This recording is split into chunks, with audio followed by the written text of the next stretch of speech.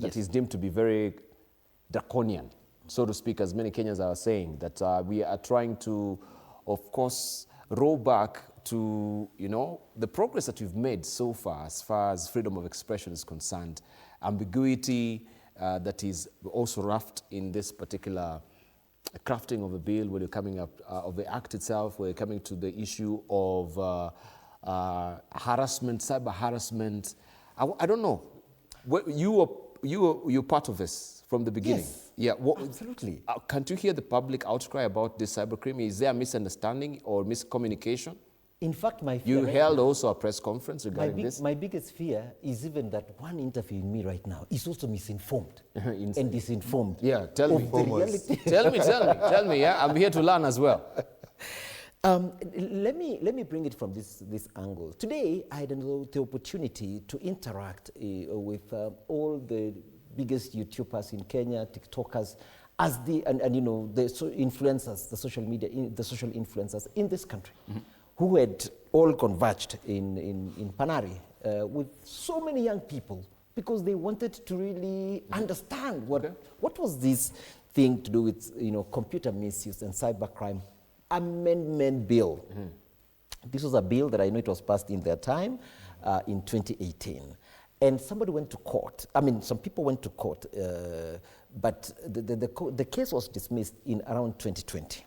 Now, we came to get involved in the amendment. And I think it's very important also to explain, the way I did also today, that I am a young person, all right? I do not want to be part of anything that is draconian. Secondly, I am a techpreneur, maybe now to still clarify for Kenyans. Therefore, I cannot allow to be involved in making a law that is detrimental to that which gives me also some piece of a meal for myself and the generations to come. We got involved in this bill. When it was brought, it was a private member's bill. It was not a government bill, a private member bill. A member of parliament by the name Honorable Dawood. And we got to interact with it, because when a private member brings in a bill into parliament, it will be then given to a committee to process the bill. To go through the process, and processing the bill includes also calling the public. And there was, and we got involved in it on 24th of November, 2024, when it was committed to the Departmental Committee on Information, Innovation and Communication. And we did place in all the newspapers of national circulations, there was an advert that was made in 18 February 2025. And what happens is we got some suggestions and views, public participation that was done. Of course, there was Kenya ICT Action Network, there was the Kenya Alliance of Residents Association, and some individuals, quite a number of them. They actually sent in their memoranda saying of the things that were being, when Dawood wanted to then make some sections of amendment, and there were very few. Number one, you ask yourself, what was actually being amended? Number one was Section 2 of the Act. And the Section 2 was just about definitions of some things. Yes. Some of the definitions that were being introduced are things like identity theft. You realize most Kenyans right now are going through issues of SIM swaps and those kinds of things. Those are matters that we now wanted to expand so that we can be able to protect Kenyans from being swindled of their hard-earned money. But the core of that bill was to try and look at a way of addressing the child pornography. Okay? Terrorism, religious extremism, and cultism. And of course, I've mentioned terrorism. So those were the key areas. And of course, in a small way, part of those things that we've mentioned, we had to find who is going to action these matters. And the space that was sent into was empower the courts, that the courts must always listen to if there's a grievance, the court listens to it, but they empowered the National Steering Committee that is now able to bring down a site or block a site, the sites that does what? That does these things that I've talked about. Child pornography. Not this debate that the US and the UK jurisdictions have tightened their laws on aspects of child pornography. very strongly, such that the other market, and look at it, by the way, globally, Kenya is leading on the utilization of social media spaces. In fact, a few minutes ago, I even noted that we are number 5 on the cryptocurrency space. And anything to do with tech, Kenya is leading. Actually, the use of social media space, Kenya is leading globally. Therefore, anybody across the globe looks at Kenya as an easy market. And therefore, we said, I am a parent, Dibal, just as many of those that are watching me right now. We need to protect our children in the way best we can from being used to do this business of pornography. And what then we were giving an empowering, we empowered the National Coordination Committee that, listen, you can suspend a website, but after the courts have determined, then what you need to do then is to block it. Now, that is, the Section 6 was for the national, was about that coordinating committee. Section 27, which has now brought in even the issues that I know many Kenyans have totally misrepresented it. When it talked about, we amended some place that was talking that we're in a situation where somebody causes another person, you know, that may lead to death of someone because you've influenced that person to death. And I have a practical example about this matter, by the way. To die by suicide? Yes, to die by suicide. Listen, and I'm saying this for a fact. There are sites, there are websites, there are apps that mislead young people. They tell you do this, do that, and it's like sometimes a competition until you hang yourself. So he said, those who are promoting such sites, those who own those such sites, must be apprehended. And those sites must be brought down. I am telling you, Dibal, fact. I have a parent, just briefly, I have a parent who lost a son who was in one of the key institutions here in Nairobi. And when they tried to check on their phone, this young man was not dating. But they only found those sites of, you know, that tried to help you, you know, go into another realm of the world. Until the young man hanged himself from a very well-off family, hanged himself in the sitting room. So these are the kind of the real situations, social challenges that we're talking about, that we need to address by some of these bills. So basically, Dibal, those are what this act was talking about. Finally, the courts actually did suspend some of these. You know, some people went and got some court orders. But can I tell you something? Even the courts themselves were misinformed and disinformed, because the judge actually suspended some of the clauses that had already been dealt with in 2018. Yeah, so we're talking about section, was it section 27? Yes, section 27. Of the cyber harassment, if my director may just speak. Correct. Was, yeah. What about section 22, where we had, I think, was it Ruben Kigame and the Kenya Human Rights Commission? Saying what? Yeah, saying that this false publication, the director may just pick it up, there's ambiguity with this particular phrasing of this, yes. Precisely. Yeah. That is what I'm saying. If section 22 was also suspended, it was not part of the amendment. Just read the amendments. So a person who intentionally publishes false, misleading, or fictitious data or misinforms with intent that the data be considered or acted upon as authentic, with or without any financial gain, commits an offence, and shall, on conviction, be liable to a fine not exceeding 5 million shillings or to imprisonment of a term not exceeding 2 years or both. Pursuant to Article 24 of the Constitution, the freedom of expression, and Article 33 of the Constitution shall be limited in respect of the intentional publication of false, misleading, or fictitious data or misinformation that is likely to propagate war or incite persons to violence, B, constitute hate speech, C, advocates hatred that constitute ethnic incitement, vilification of others, or incitement to cause harm, or 2, is based on any ground of discrimination specified or contemplated on Article 27, subsection 4 of the Constitution. And I think this is, we're looking at Article 2 there, is where we have the bone of contention, rowing back on the freedom of expression, because how then do you pass on to Article 24 of the Constitution, the freedom of expression, and that Article 33 of the Constitution shall be limited. Shall be limited. Ibal, do you see all those things you're reading? Yeah. I want you to read for me what was amended.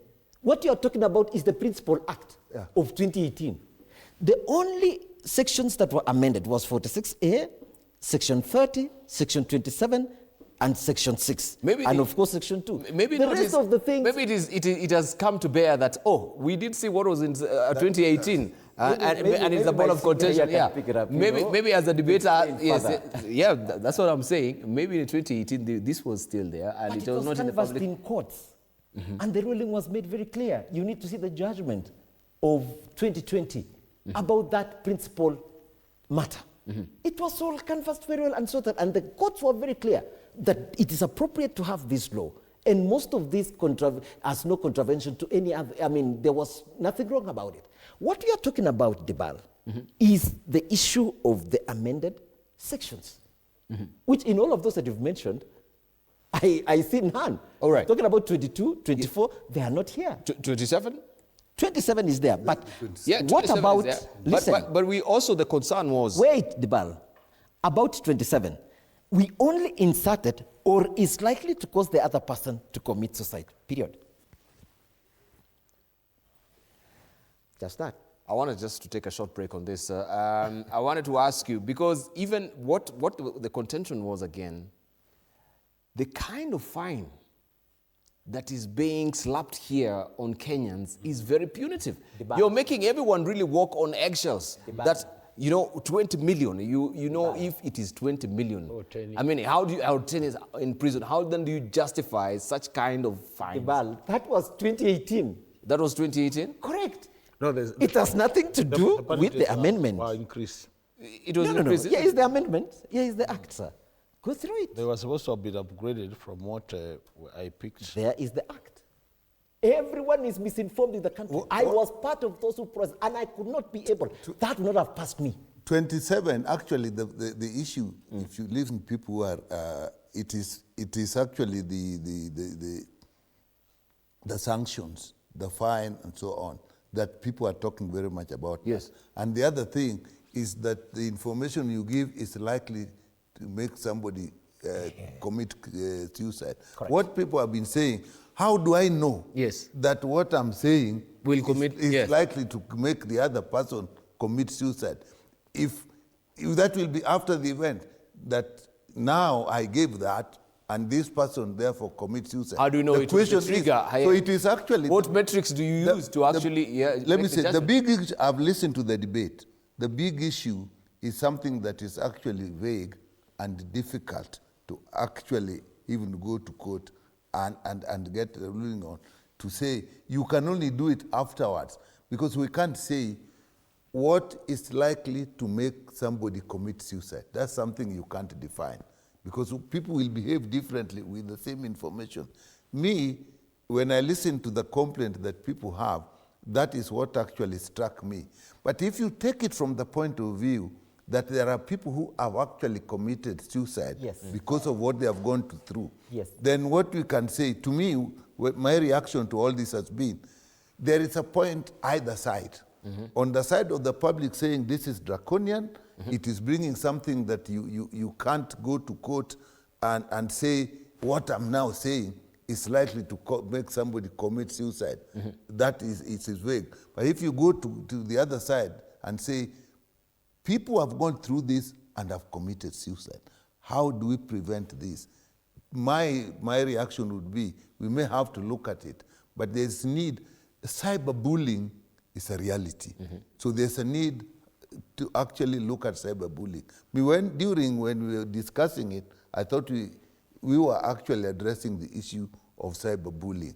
And when you're discussing and you say, think of suicide, you go through the cases of kids you know have committed suicide, then it's very easy for you to say, this is something we should do something about, this is therefore we should put this one here. But now when the lawyers take it and look at it and say, you want to accuse this person because what they said when they put there is likely to make somebody commit suicide.